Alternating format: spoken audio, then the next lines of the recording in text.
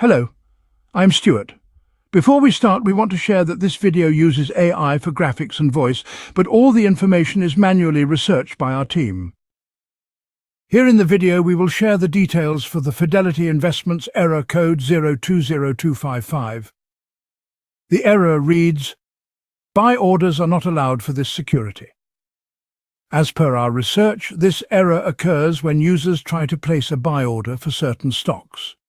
Even if you've traded the stock before, you may suddenly receive this error while placing a new order.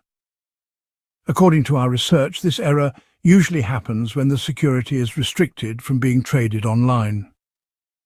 It can also happen if the stock is under a temporary hold or has special trading requirements. To deal with the error first, try calling the Fidelity Trade Desk. In one case, the stock had a hold placed on it, and the issue was resolved after the user spoke with a representative. Also, some securities are not eligible for online trading. In that case, you must place the order through a Fidelity representative.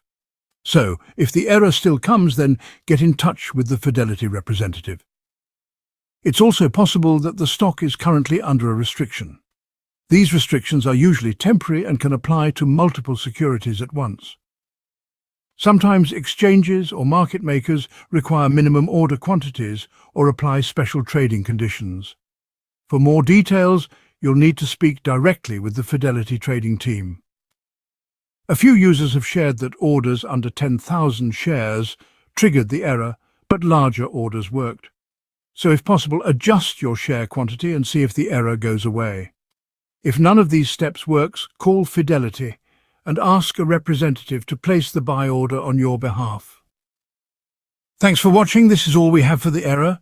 If this video helped, don't forget to like, share and subscribe. Have any questions or issues? Drop them in the comments below. See you in the next one.